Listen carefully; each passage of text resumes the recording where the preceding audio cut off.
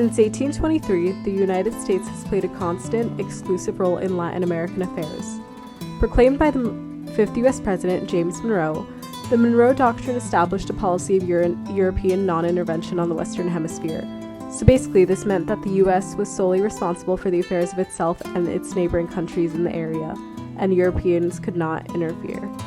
Over the years, the wording of this doctrine has become interpreted in a way that not only prevents European nations from interfering, but also lets the U.S. assist in not only managing the national affairs of Latin countries, but also to directly make any regimental changes they saw necessary, whether it be for the direct benefit of the U.S. or other nations in the region. As a result, the doctrine also expanded in meaning and power. The Roosevelt Corollary was an extension to the initial Monroe Doctrine and set by President Theodore Roosevelt in 1904, which gave the United States a role as a policing figure of the Western Hemisphere and starting off the United States' intervention in Latin America. However, as national affairs and political systems complicated, the United States began to use this doctrine more for the former purpose than the latter. Since the early 1900s, the United States has forged a history of invasion and unjust practice against many Central and South American countries. For our purposes today, we will be focusing on Operation Condor and the case studies of Nicaragua and Chile. After World War II, the rise of the Soviet Union and the global spread of communism sparked fear in Washington. U.S. policymakers saw leftist movements in Latin America not as sovereign political expressions, but rather as threats to capitalist supremacy and corporate interests. One of Washington's most powerful tools of intervention was the School of Americas, established in 1946 at Fort Benning in Georgia. Although it had the declaration to promote democracy and human rights and teach military skills to its students, the school became a notorious training ground for oppression. Each year, over 100,000 foreign military and police officers received instruction in combat tactics, civil military operations, counterinsurgency, and intelligence gathering, all under the banner of military professionalization. But the reality was much darker. Joseph Blair, a former School of America's instructor and veteran of the Vietnam Phoenix program, testified that the School of America's training included tactics such as torture, extortion, and assassination, all drawn from U.S. experience in Vietnam. These methods were passed down through manuals and in-class simulations. The results were devastating. A 2005 study by Catherine McCoy found that the more courses an officer took at the School of Americas, the more likely they were to commit human rights violations, between 5.61 and 6.94 times more likely, in fact. The School of America's graduates were later implicated in some of the region's most egregious crimes, massacres, coups, and state terror campaigns. Some examples of these graduates include Manuel Noriega, who used to be the dictator of Panama and was convicted in U.S. courts for drug trafficking and linked to torture, rape, and political repression during his rule. Additionally, there was Jorge Rafael Videla, who was a former dictator of Argentina and responsible for over 30,000 disappearances and thousands of forced adoptions. This training pipeline helped shape Operation Condor, a transnational system of repression that was launched in 1975 by 6 right-wing South American regimes. Long before its official founding, the groundwork was laid in the 1960s through intelligence sharing, military cooperation, and training on Brazilian soil. Officers from Argentina, Chile, Uruguay, Paraguay, Bolivia, and Brazil studied interrogation methods, counter-guerrilla warfare, and repression techniques. The Paraguayan Archives of Terror, uncovered in 1992, revealed that Brazil not only trained other militaries in torture, but actively assisted the Chileans who instigated the 1973 coup against Allende. Documents show Condor units made over 400 victims disappear. Operation Condor was formally launched in November 1975 in Santiago, Chile, under the direction of Chilean intelligence chief Manuel Contreras. Hosted at the Army War Academy, representatives from all 6 countries agreed to a joint plan, coordinated surveillance, capture, and elimination of political opponents across borders. They were aided by Condortel, a secure telecommunications system, and had full awareness of the U.S. State Department, CIA, and Defense Department.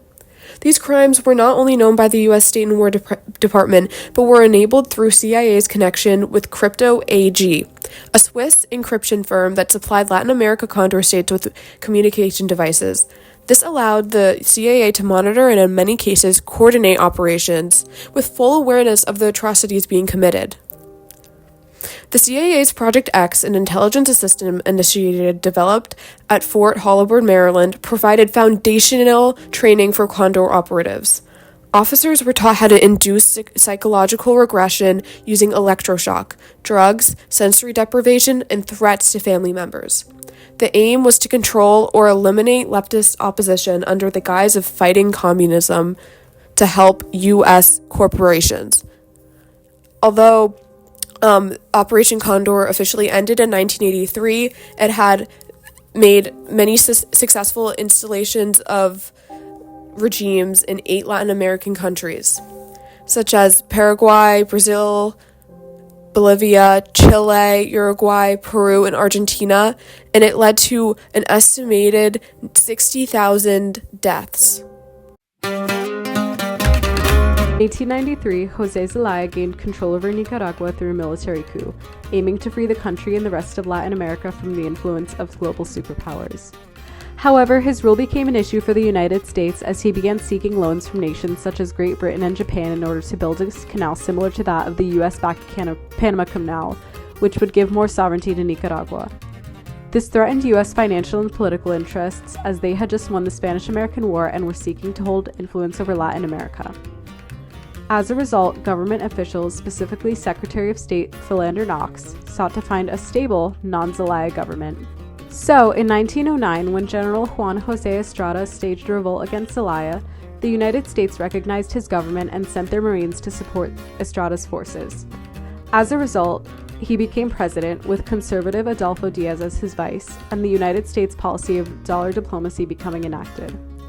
Under this new policy, the United States was able to control 51% of Nicaragua's new state bank and railway system. When a rebellion broke out against Estrada by General Luis Mena for the former's being too reliant on the United States, they sent their military to subdue the rebels and keep their conservative government in power.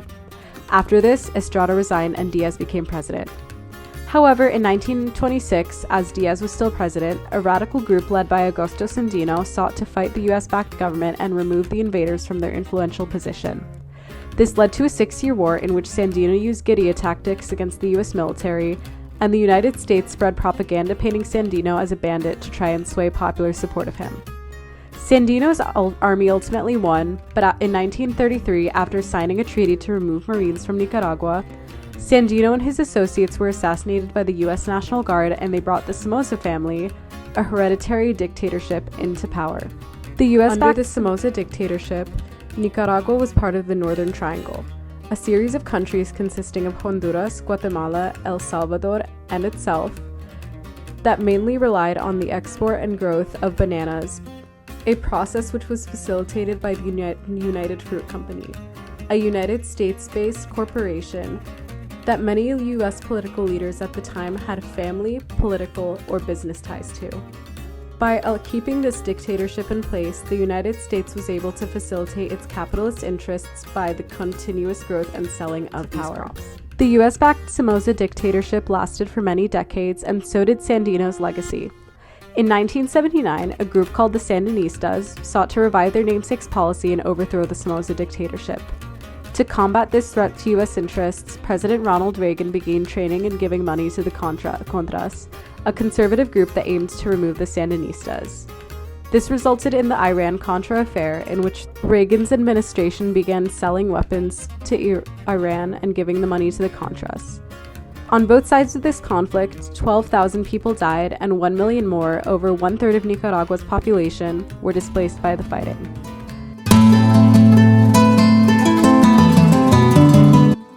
In Chile, American business interests were deeply entrenched.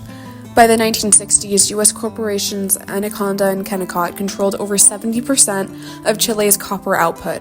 Copper was not only Chile's most valuable resource, but it was its economic lifeline. And American firms profited immensely while Chileans saw little benefit.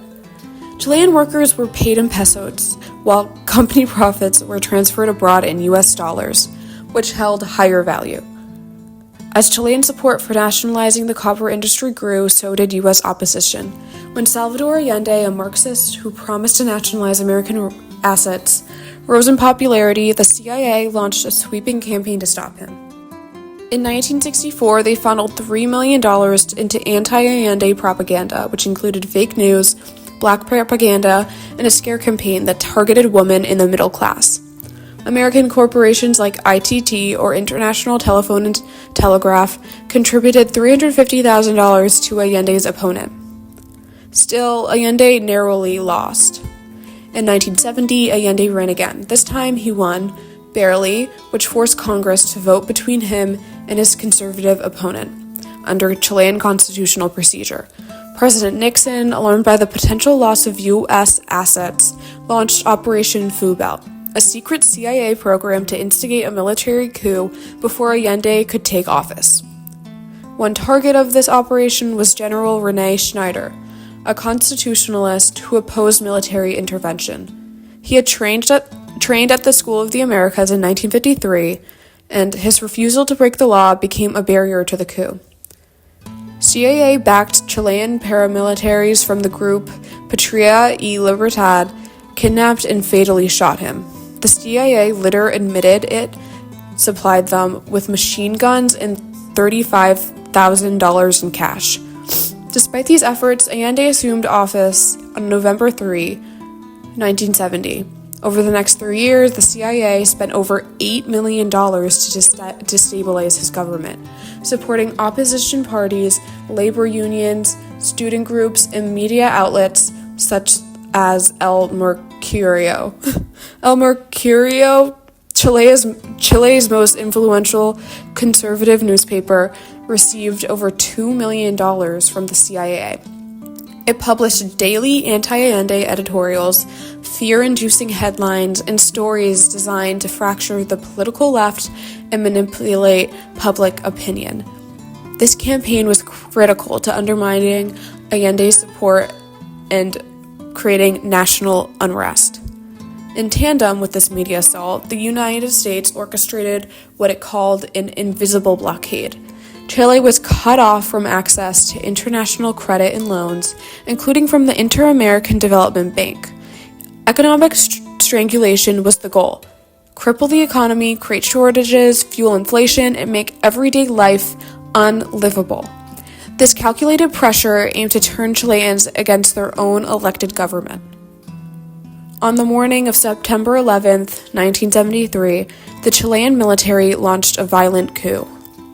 Jets bombed the presidential palace. Allende, cornered and abandoned, gave a final radio address before taking his own life. Los procesos sociales y con el crimen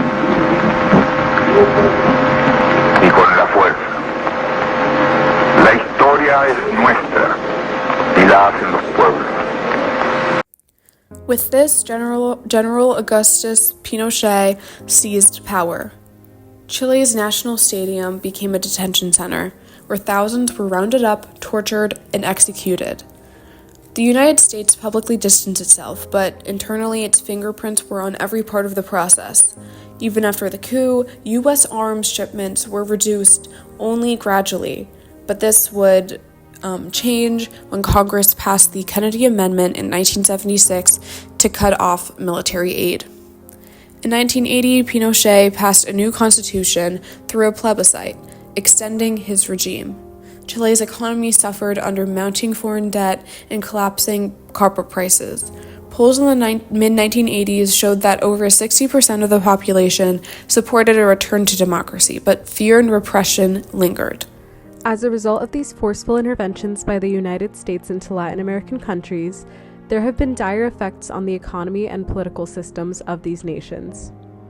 The average per capita reduction in each country was 10% for around 5 years post-intervention. Along with this, the average democracy score according to the Polity 4 project measure was 200 points lower after intervention than would be predicted without it. This means that freedom of expression, civil liberty, and rule of law declined by 20 to 35% in these nations. Despite this, however, the United States has yet to be held accountable for their actions. While the U.S. remains a global superpower, the political, economic, and social sphere of these Latin American nations have been permanently altered for the worse.